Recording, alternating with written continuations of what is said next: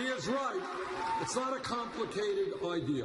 Now, when we started our campaign, we had to make a very simple decision. And the decision is that if you run for president, sadly, you need to raise hundreds of millions of dollars, if not more than that. And we had to make a decision. What were we going to do what virtually every other campaign did and establish a super PAC and beg Wall Street and corporate America for money? You're right. No is the answer. And we chose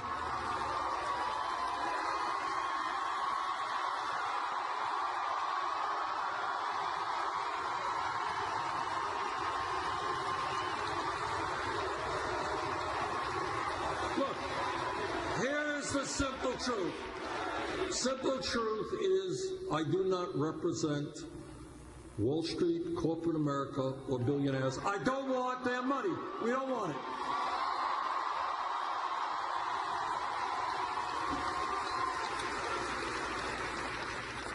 So how are we going to raise the money? Well, I'll tell you what we did. We did something very radical. We asked the American people for help. What happened was really quite unbelievable. Unbelievable. In 10 months, we have received over 4 million individual contributions.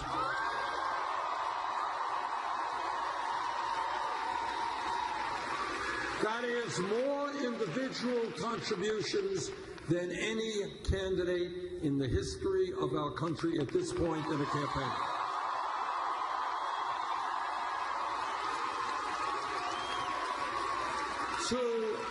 To paraphrase Abraham Lincoln at Gettysburg, this is a campaign of the people, by the people, for the people.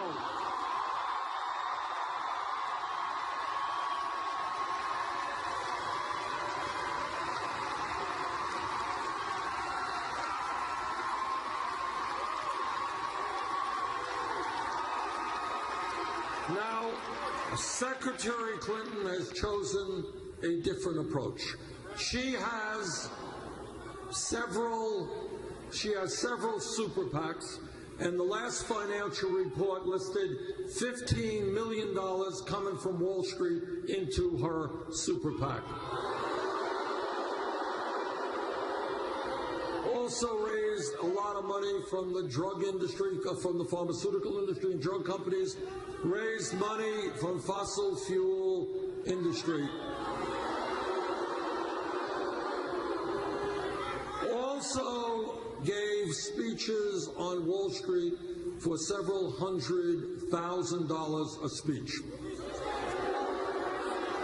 Now, here's my view on that. If somebody is going to pay you $225,000 to give a speech, it's probably a really, really good speech. And if it's such a good speech, you'd want to share it with the American people. Let them see the transcript.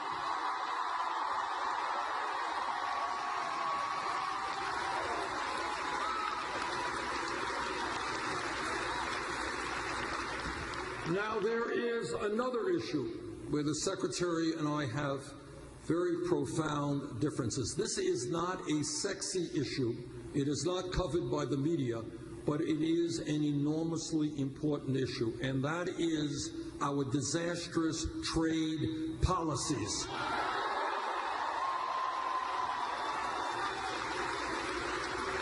Now, when I was elected to the House from Vermont in 1990, within 2 years, I was walking on picket lines in opposition to NAFTA. Now, the truth is, you don't need a PhD in economics to figure out what these trade agreements are about. They're not complicated at all. What corporate America has always wanted is, why do they want to pay workers in this country $15, $20, $25 an hour, health care, obey environmental rules? Why would they want to do that when they can shut down in Michigan, shut down in Vermont, go to China, go to Mexico, hire people at pennies an hour, and bring their products back in this country? That is it. Ain't more complicated than that.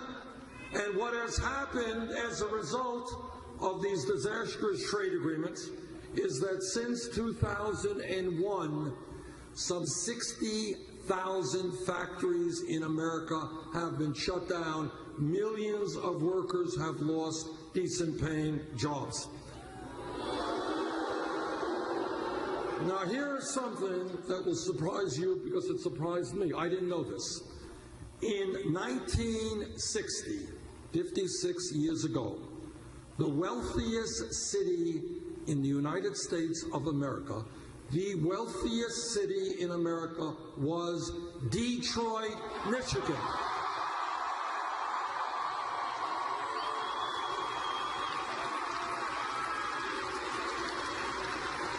In 1960, Detroit was the wealthiest city in America. General Motors was the largest private employer in America. Today, Detroit is the poorest big city in the United States with a poverty rate of almost 40%. From 1998 to 2011, half of Detroit's auto workforce lost their jobs. In fact, over the last 15 years, the great state of Michigan has lost 1/3 of its manufacturing jobs. Now, not all of that is attributable to trade. Companies go under for a number of reasons, but a lot of it is. I have opposed NAFTA, CAFTA, permanent normal trade relations with China. We're helping to lead the effort against the Trans-Pacific Partnership.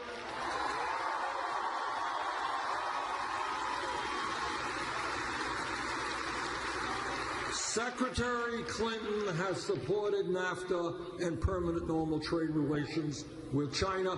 We disagree very significantly over trade policies. And if elected president, what I will demand is that corporate America start investing in Michigan, Vermont, and in America, not just in China or Mexico.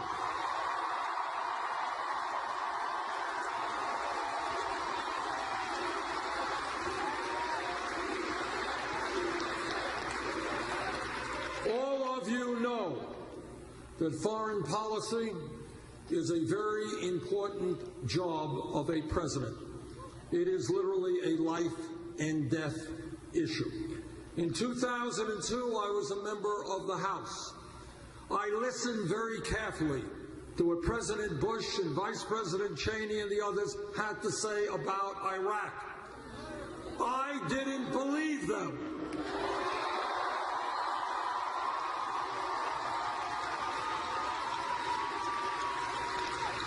And not only did I vote against that war, I helped lead the opposition to it.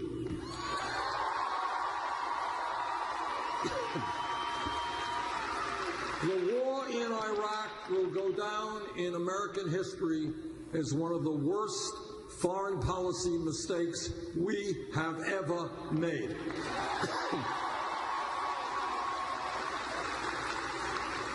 I voted against that war. Secretary Clinton voted for that war.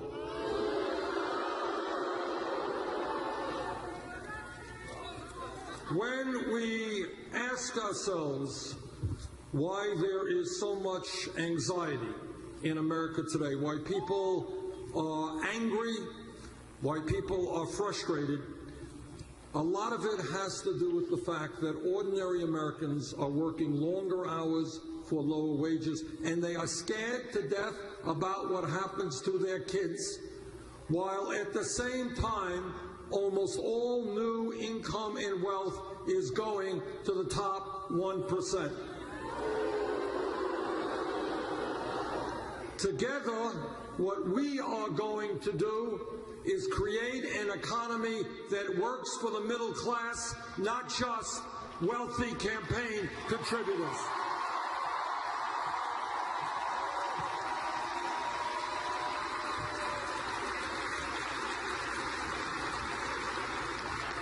couple of weeks ago, I met with 7 or 8 people from Flint, Michigan.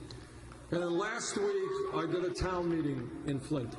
And I will tell you this is the truth. You know, when you are a senator, you meet with a lot of people and you hear some very, very painful and awful things. That's what you do when you're a senator. You go out and you just talk to people. I cannot recall in my political life ever hearing such an outrage as to what I heard from the people in Flint. I want you just to appreciate, I want you, some of you are parents, I want you to be thinking about what it would mean to you if you had a 9-year-old daughter who 2 years ago was a vivacious young girl, really good in school, really outgoing, and over a 2-year period as a result of lead poisoning, you saw her intellectual capabilities deteriorate. Can you imagine a mother watching that taking place with their daughter? It is unbelievable. When I talked to these people, honestly, I had a hard time believing, it's true, that I was listening to people who lived in the United States of America in the year 2016. It was beyond belief.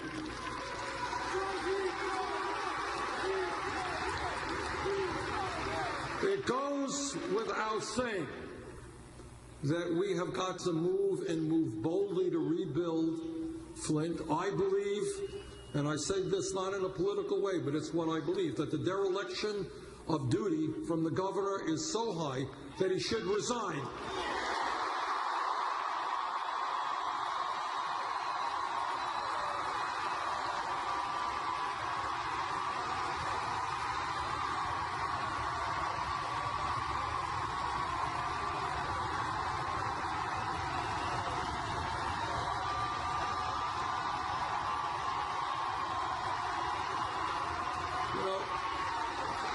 And I believe that a resignation would be a good start for him to be saying, okay, we screwed up badly. We need to go forward in a very different way. I accept my responsibility. So I hope that he will resign.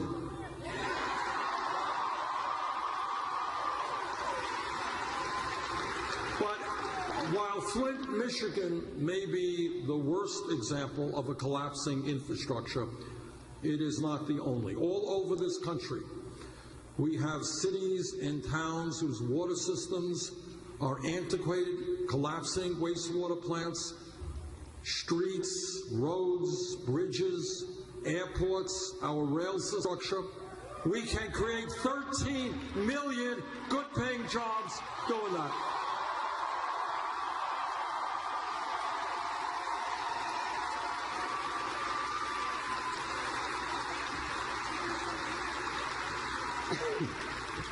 Let me say this, that in election time, you're hearing Republicans running all over the country talking about family values. They just love families, you betcha. But I want everybody here to be crystal clear as to what they mean when they talk about family values. What they are talking about is that no woman in this arena, in this state, in this country, should have the right to control her own body. I disagree.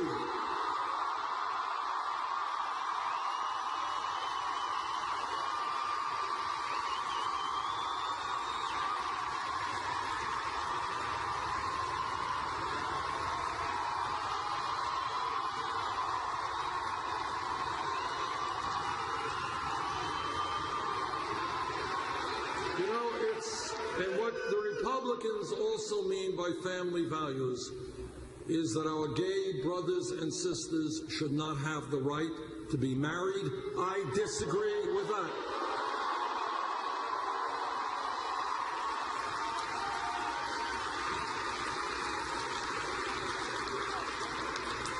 Now, my wife and I have been married 27 years. We have 4 kids, 7 beautiful grandchildren.